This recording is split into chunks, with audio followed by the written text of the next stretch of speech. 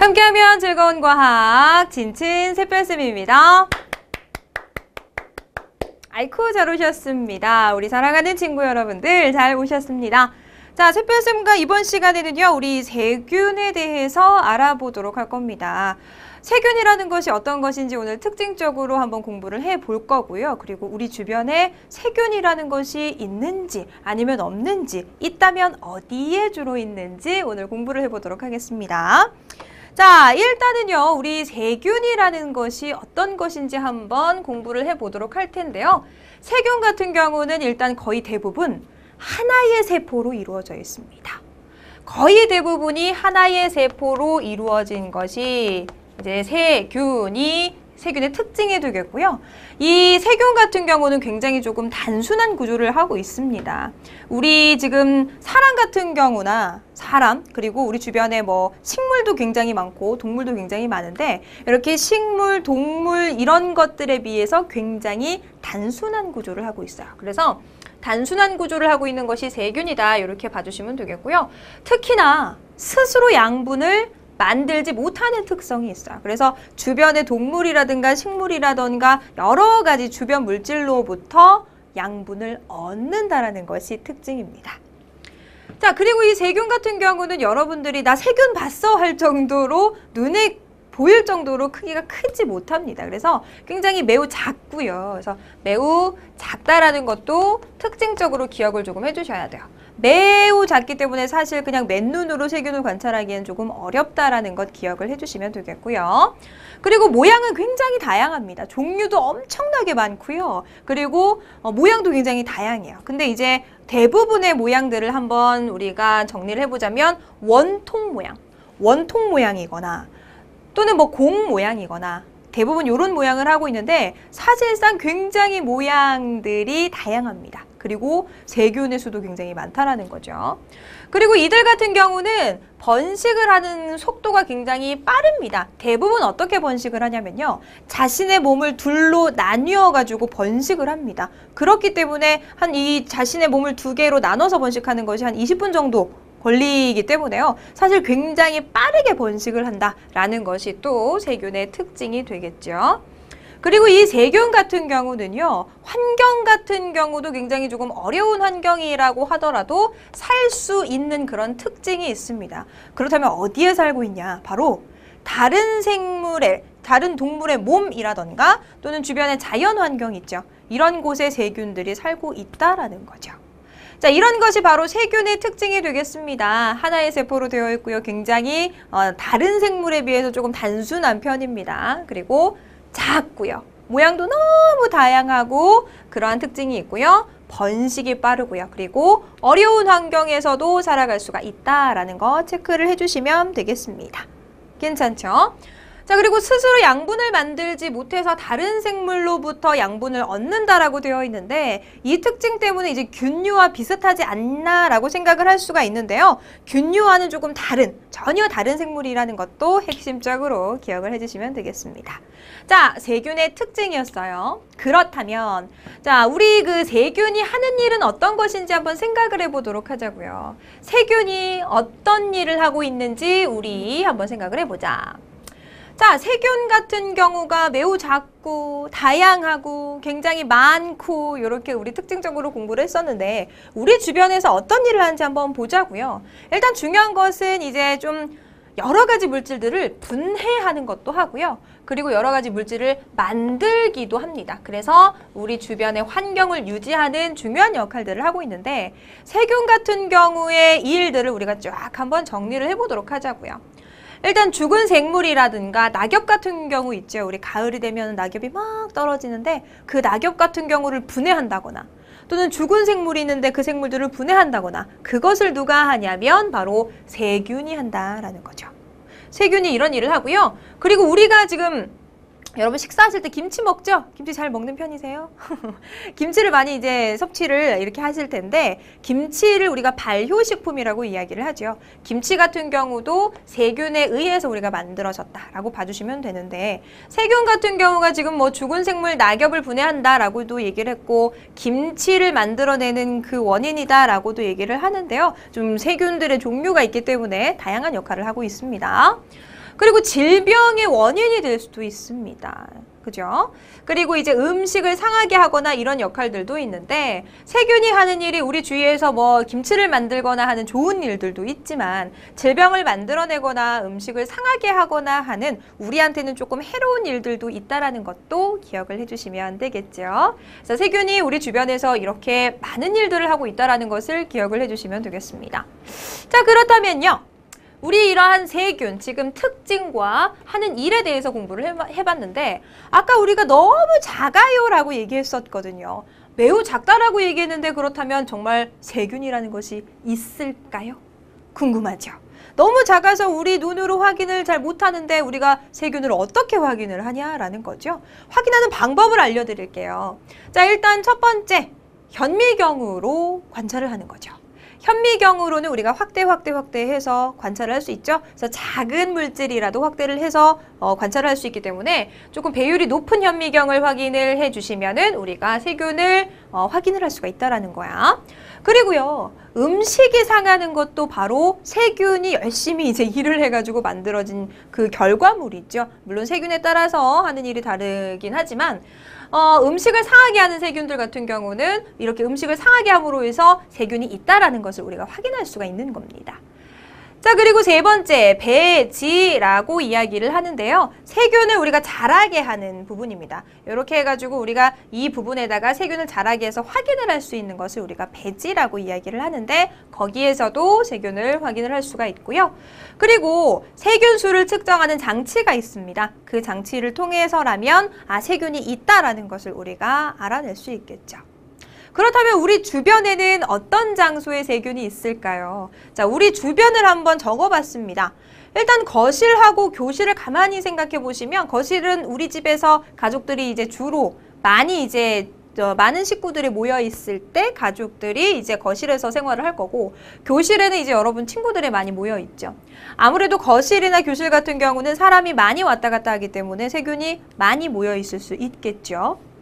공부방 같은 경우도 세균이 있습니다. 왜냐면 여러분들이 이제 자주 사용하는 물건들을 이렇게 짚고 내려놓고 하다 보면 세균들이 있겠죠. 그렇죠? 그리고 화장실 가서는 우리가 소변이라던가 대변이라던가 이런 것들을 이제 우리가 보는 그런 장소이기 때문에 여기에서도 우리 지금 세균들을 관찰을 할 수 있을 겁니다. 그리고 주방 같은 경우는 우리 뭐 설거지도 하고 음식물도 있고 그리고 수분도 있기 때문에 세균이 있기 좋은 장소가 되겠죠. 그래서 가만히 살펴보면요. 우리 주변에서 세균을 살펴볼 수 있는 곳이 굉장히 많다는 거 기억해 주시면 되겠습니다. 근데 조금 특징적으로 차이는 있죠. 거실과 교실은 사람들이 많이 왔다 갔다 하기 때문에 여기 같은 경우는 세균이 있을 것이다 라고 생각이 되는 거고 공부방은 우리가 이제 짚고 내려놓고 하는 부분들이 있기 때문에 세균들이 아무래도 있을 것이다. 이렇게 기억해 주시면 되겠고요. 화장실은 소변, 대변. 그렇죠? 그런 것으로 인한 세균들. 주방 같은 경우는 이제 수분이라든가 물기라든가 또는 이제 음식물 쓰레기나 음식물들 이런 것들에 의해서 세균이 있을 수 있다라고 기억을 해주시면 되겠습니다. 자, 그래서 세균의 특징 살펴보셨고요. 세균이 하는 일도 보셨습니다. 특히나 세균을 확인하는 방법과 우리 주변에서 우리 생활에서 생활 환경에서 살고 있는 세균도 기억해 주시면 되겠습니다. 자, 우리가 이번에는요, 생물이 우리 생활에 어떤 영향을 미치는지에 대해서 하나하나 공부를 해보도록 하겠습니다. 자, 우리 주변에 굉장히 다양하고 여러 종류의 생물이 살아가고 있는데 이 다양하고 여러 가지 생물들이 우리에게 영향을 주면서 이렇게 살아가고 있습니다. 그런데 우리에게 좋은 영향을 줄 수도 있고요. 그리고 좋지 않은 해로운 영향을 줄 수도 있겠죠. 그런 것들이 어떤 것이 있는지 하나하나 살펴보도록 하죠. 자, 일단은 우리 주변의 생물들이 우리에게 주는 이로운 영향, 좋은 점을 한번 생각을 해보자고요.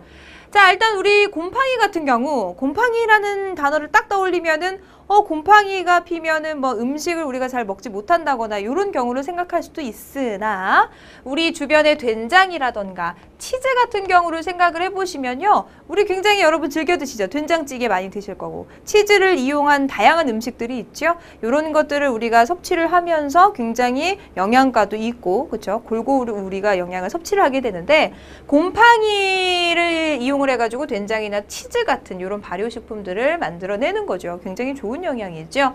그리고 세균을 이용해서 김치라던가 요구르트 같은 또 발효식품을 만들 수가 있습니다. 이렇게 이런 것들을 우리가 발효식품이라고 얘기하는데요. 뭐 이런 거 말고도 간장이라던가 젓갈이라던가 이런 것들이 있죠. 그들로 인해서 우리가 다양한 영양가를 얻고 이렇게 살아가고 있습니다. 굉장히 좋은 영양이 되겠고요. 세 번째, 곰팡이하고 세균이요. 이렇게 좋은 발효식품을 만들어내기도 하지만 해로운 세균들을 물리치는 역할도 합니다. 그렇기 때문에 우리 몸에 안 좋은 세균들을 물리쳐주기 때문에 굉장히 또 이로운 효과가 되겠죠. 자, 그 다음에요.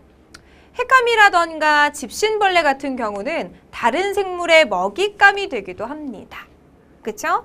그리고 특히나 핵감 같은 경우는 어떤 역할을 하냐면 산소를 만들어내는 역할을 해요. 산소를 막 만들어내면은 이제 여러 생물들이 이제 숨을 쉬죠. 사람 같은 경우도 호흡이라는 것을 할 때 산소를 들이마시게 되는데 그러한 그 산소를 만들어내는 아주 중요한 역할을 하고 있습니다.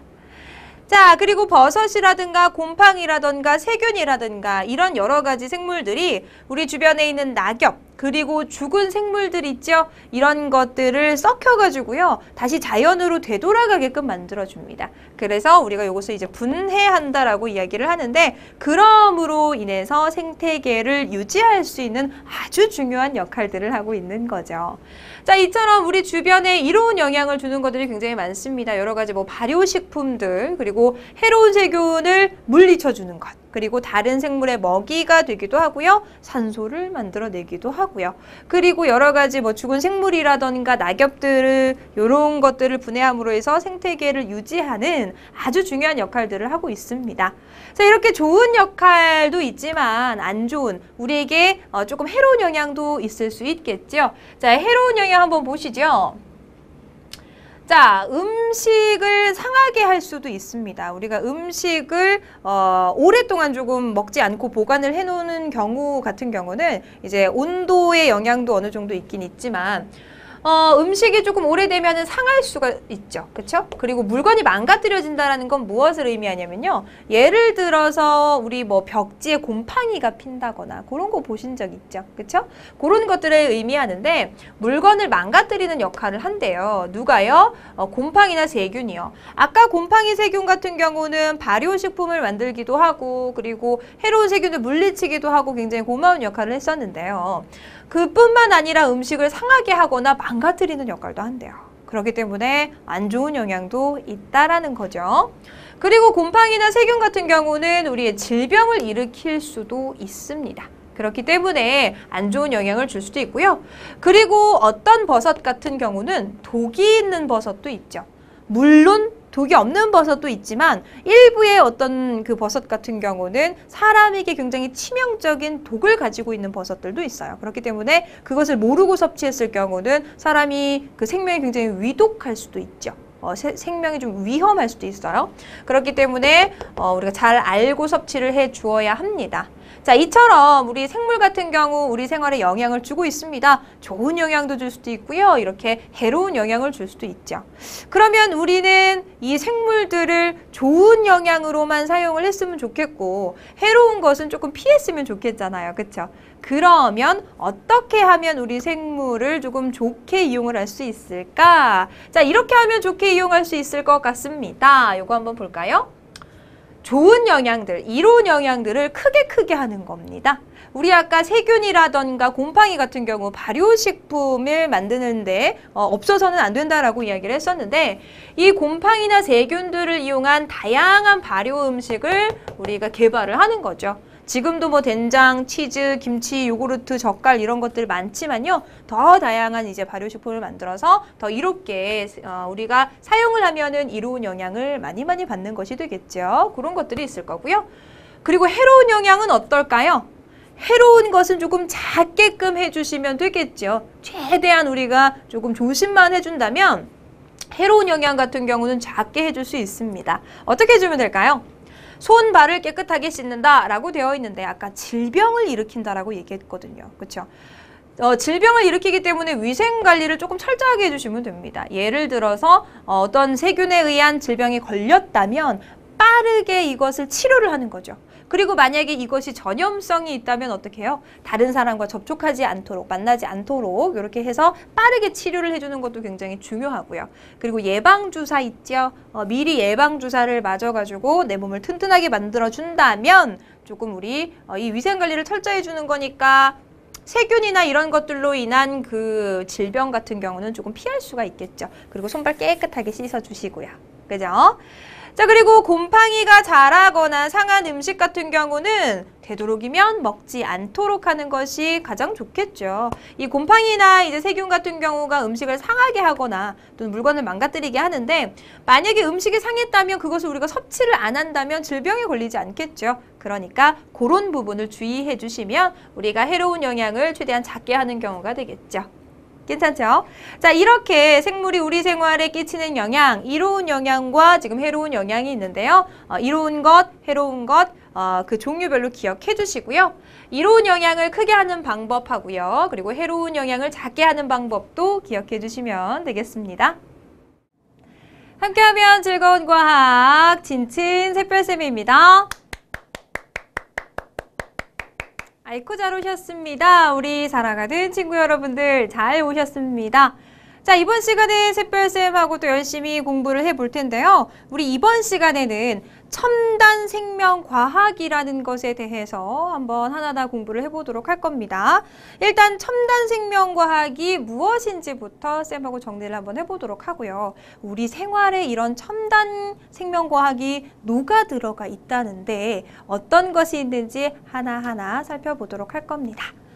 자, 일단 첨단 생명과학, 뭔가 굉장히 멀 것 같은 느낌이 오는데요. 어떤 것인지 한번 우리 공부를 해보도록 하죠.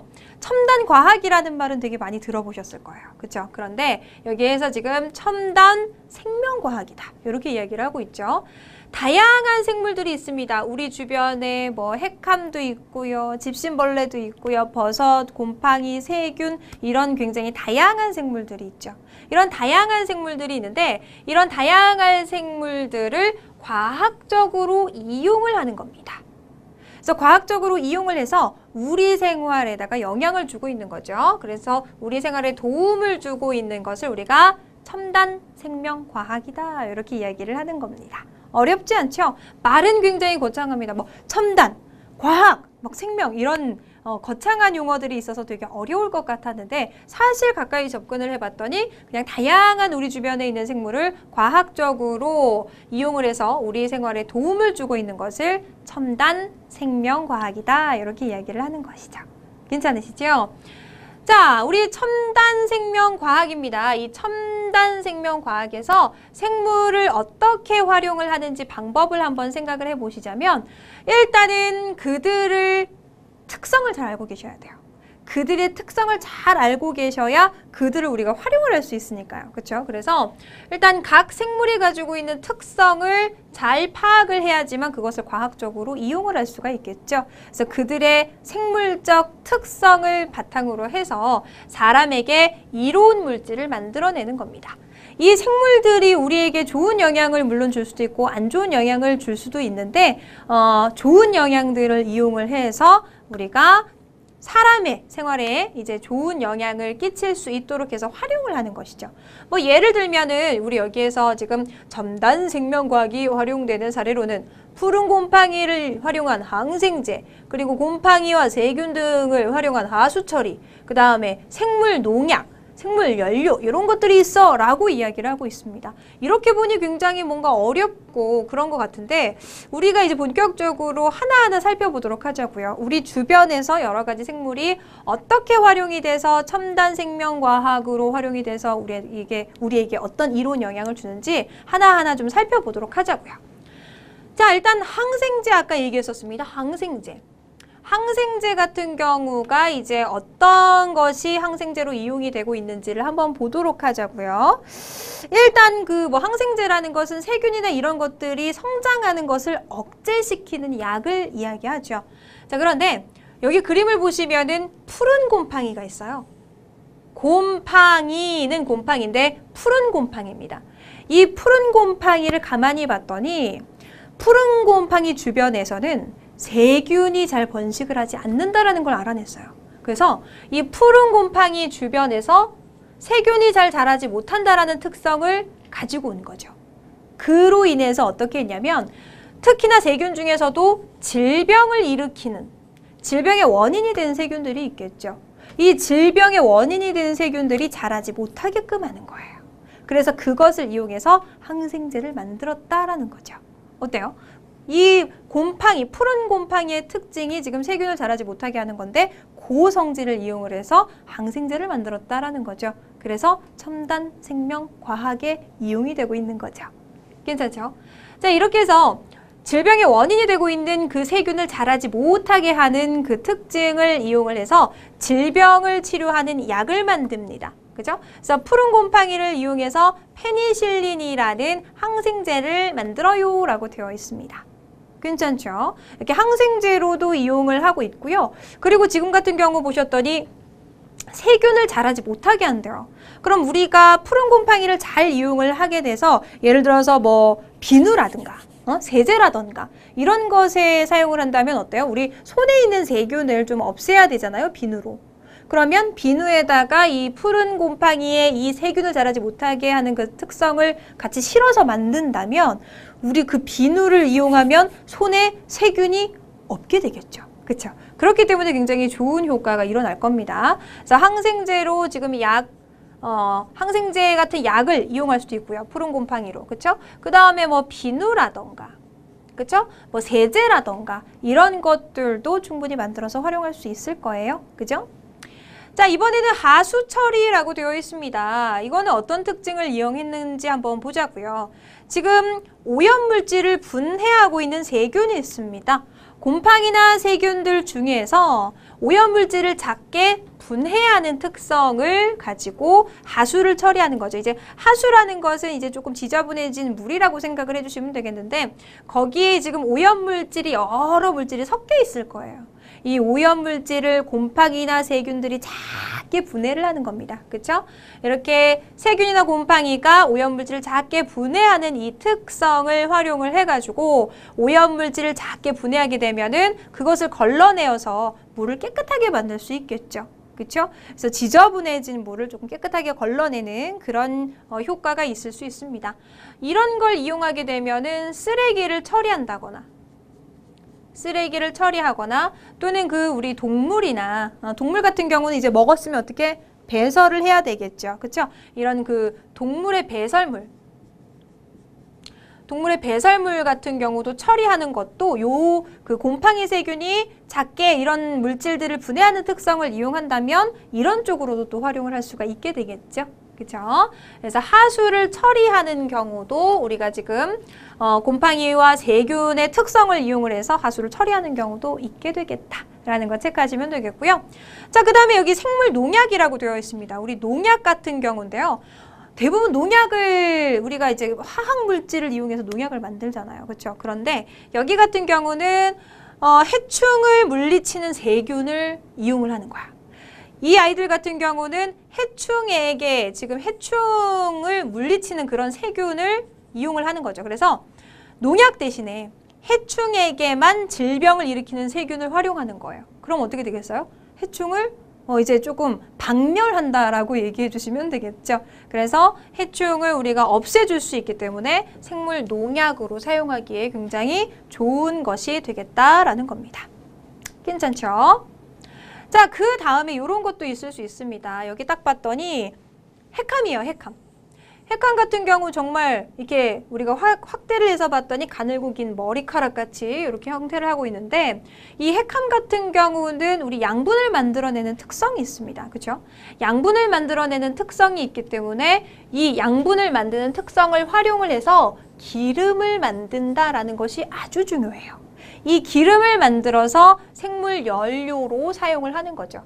그래서 우리 화석 연료를 사용하게 되면은 안 좋은 기체라던가 이런 게 나와서 지구가 많이 아플 수도 있지요. 그런데 그 대신 생물 연료를 사용을 해가지고 지구의 환경을 지킬 수 있다라는 거죠.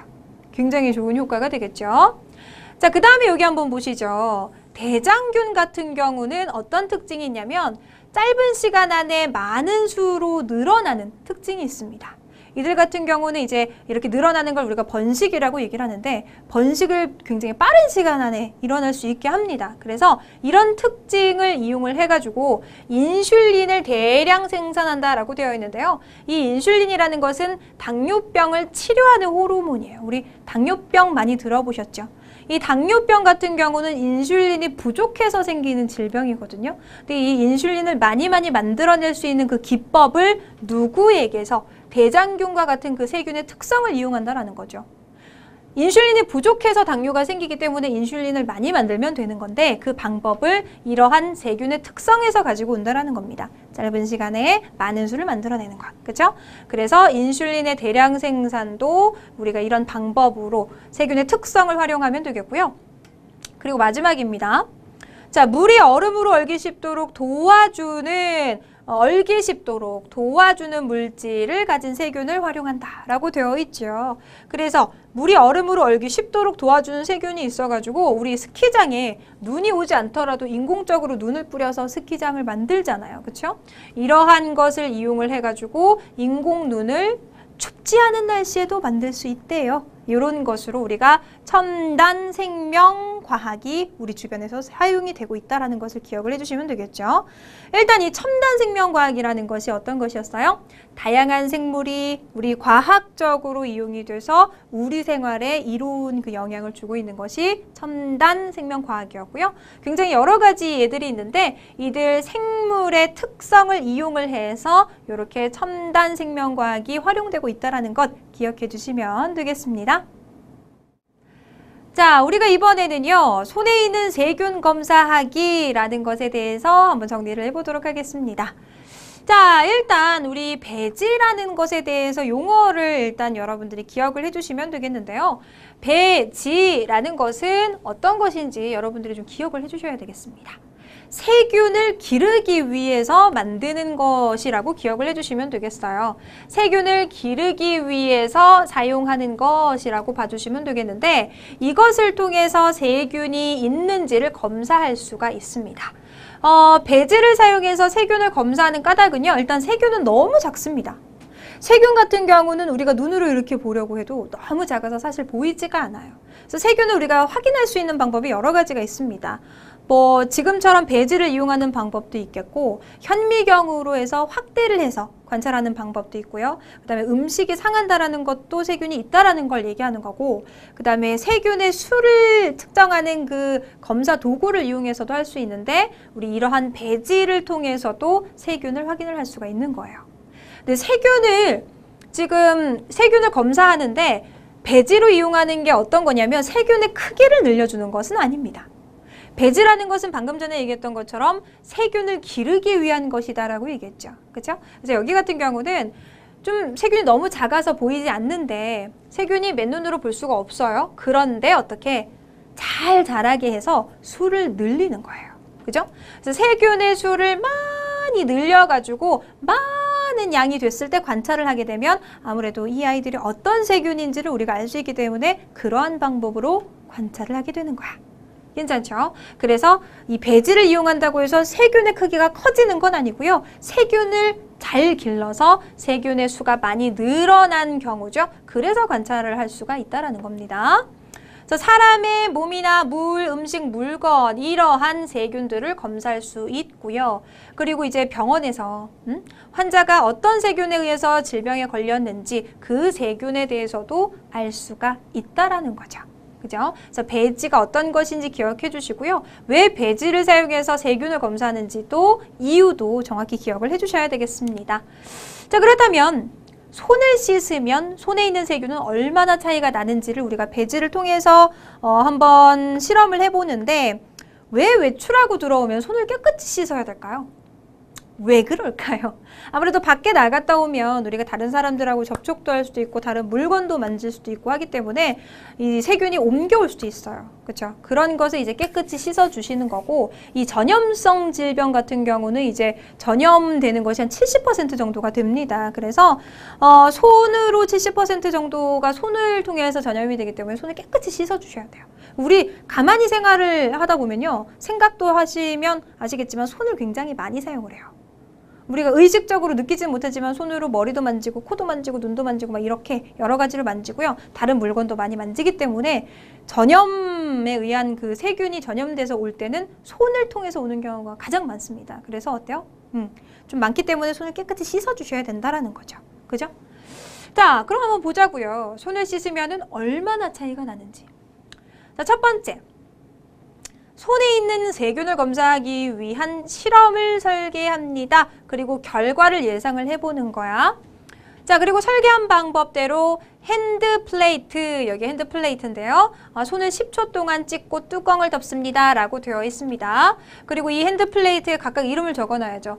어떻게 한 건지, 그쵸? 그래서 뭐 이름이라던가 날짜, 시간, 그리고 무엇을 차이를 주었는지. 예를 들어서 지금 손을 씻으면 이라고 얘기했으니까 손을 씻지 않았을 때 핸드 플레이트에 찍어보고 그 다음에 손을 씻었을 때 찍어보고, 그쵸? 다르게 한 조건은 반드시 적어주셔야지 우리가 관찰하고자 하는 것이 무엇인지 알겠죠? 이렇게 실험을 진행을 해주시면 됩니다. 결과를 한번 보시죠. 자, 일단 설계를 한 예를 한번 보시면 다르게 한 조건 보세요. 씻지 않은 손, 비누로만 씻은 손. 이렇게 해주셔도 되고, 그쵸? 이렇게 했을 때 우리 예상한 결과. 비누로 씻은 손 같은 경우는 아무래도 세균이 많이 씻겨 나갔을 테니까 조금 깨끗할 거고, 씻지 않은 손 같은 경우는 세균이 많을 겁니다. 그쵸? 그래서 비누로 씻은 손하고 씻지 않은 손하고 비교를 했을 때 비누로 씻은 손이 세균이 더 적을 것이다 라는 것을 예상하는 거죠. 그래서 핸드 플레이트에 나타난 그 변화를 딱 봤더니 씻지 않은 손을 보셨더니 어때요? 색깔이 이렇게 울긋불긋 색깔 변화가 일어났습니다. 비누로 씻은 손의 핸드 플레이트 같은 경우는 거의 변화가 없습니다. 그렇죠? 그래서 씻지 않은 손 같은 경우는 그 씻은 손에 비해서 세균이 굉장히 많죠. 그래서 세균이 배지로 옮겨갔기 때문에 색깔이 굉장히 이렇게 많이 변한 것을 보실 수가 있는 거예요. 그에 비해서 비누로 씻은 손 같은 경우는 세균이 좀 별로 없었기 때문에 색깔 변화가 거의 없었다라는 것을 우리가 알 수 있는 거죠. 괜찮죠? 자, 여기서 알 수 있는 것은요. 비누를 사용해서 손을 씻게 되면 손에 남아있는 세균이 적습니다. 그래서 질병 예방에 도움이 된다는 것을 알 수 있죠. 그래서 우리 어떻게 돼야 돼요? 외출하고 난 다음에는 비누로 깨끗이 손을 씻어 주셔야 우리 그 세균 같은 경우를 깔끔하게 조금 씻어낼 수가 있다라는 거죠. 그쵸? 그래서 외출하고 오실 때는 손과 발 이 부분을 좀 깨끗하게 씻어 주셔야 된다는 것 체크해 주시면 되겠습니다. 자, 이렇게 해서 우리 손에 있는 세균 검사하기까지 공부해 보셨습니다. 배지라는 것에 대해서 기억해 주시고요. 배지를 사용해서 세균을 검사하는 까닭도 정확하게 기억을 해 주시면 되겠습니다. 자, 오늘 수업은 여기까지고요. 우리는 또 다음 시간에 또 열심히 공부하도록 하겠습니다. 수고하셨습니다.